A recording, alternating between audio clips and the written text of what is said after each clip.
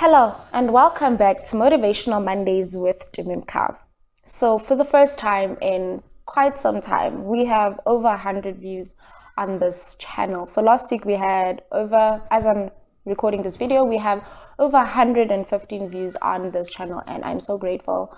I've said this before that I don't take for granted the support that I get from you guys. Even if I have 20 views, the fact that 20 people took their data, took their time to watch my video, I am like, who am I?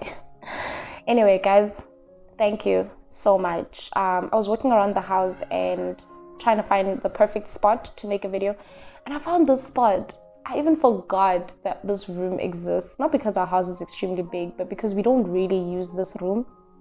And so I really hope you guys appreciate it, because I'm sitting on the floor to be able to capture this particular view. I'm going to get straight into it today because I realized that I've been blabbing over the past couple of weeks. So imagine if I told you that you have a large sum of money, lots of money, maybe R1 billion or $1 billion even, that has been allocated to your name, and you can't transfer this money. You can't send anybody else to spend this money for you. You have to spend it yourself. So this money is only spendable with your fingerprint.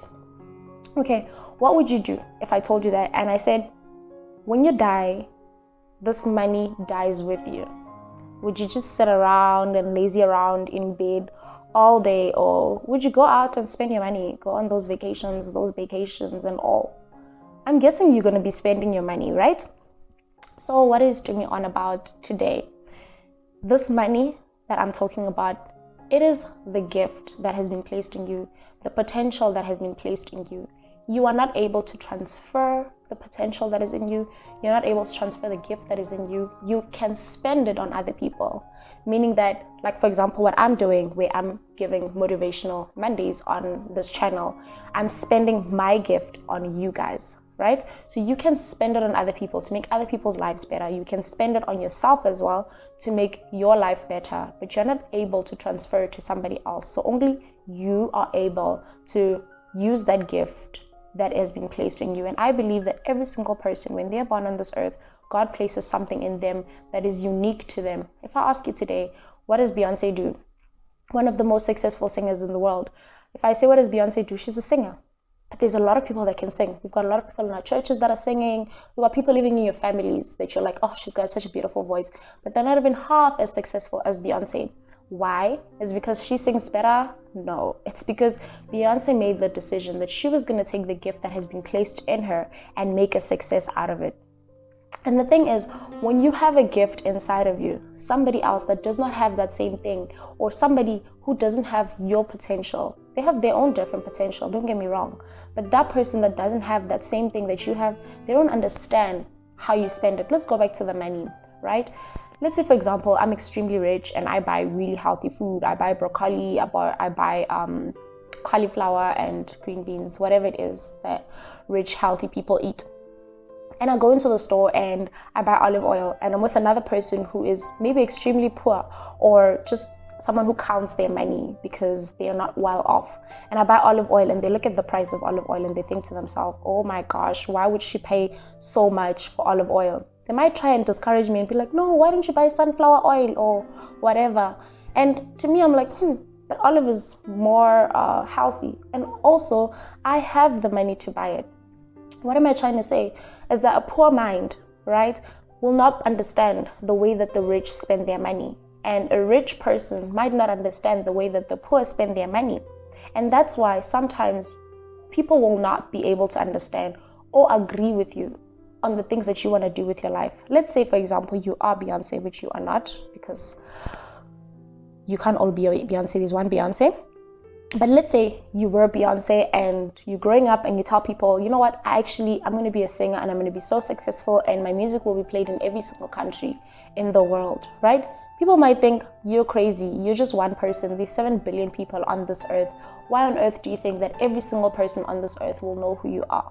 You don't have to explain yourself to those people. Why? Because you're the rich, and in this case, they are the poor.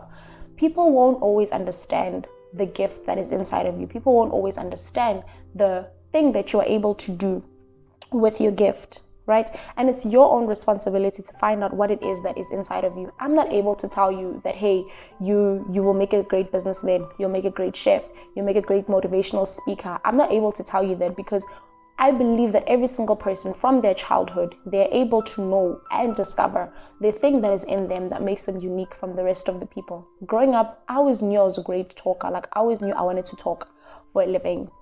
And it's still my thing. I want to talk for a living. I watched motivational speakers, I watched stand-up comedians, and immediately I knew that that is something that I can do, and I will do it one day. And guess what? I will. I've already started, obviously, with stand-up comedy. So you need to have that confidence and believe that the thing that is inside of you, it's not a mistake that you are thinking about it, because God does not make mistakes when he puts dreams in people. I always read the scripture in Genesis when God says, let us make man in our own image. Like, I don't think it's God's image to go to work for the rest of your life just so you can pay bills and retire one day and die. No, God has the creative ability. I mean, he created the earth. He created everything that we see around us. And so we, in his image, should be able to reciprocate that creative ability, okay? And I always talk about the people that have charted or influenced the earth that we live in today, right? The great Thomas Edison. I mean, Thomas Edison created the light bulb. A light bulb. It might seem like such a small thing, but imagine your life without a light bulb. Okay? Like, what's life without a light bulb? Because everywhere we go, we want to walk in, we want to switch on lights. But this guy created the light bulb. We've got Steve Jobs. He created, obviously, the iPhone and the MacBooks that we know today. Like, when people say iPhone, they go crazy. Okay, Bill Gates, Microsoft. What is a laptop without Excel? Now, if these people, or Isaac Newton, Einstein, if they had just died with their dreams, they had sat there and they allowed people to tell them that their dreams were too small, or allowed people to tell them that their dreams were too big, or if they had just decided to sit on their dreams and sit on their potentials, half of the things that we have on this earth today, we would not have.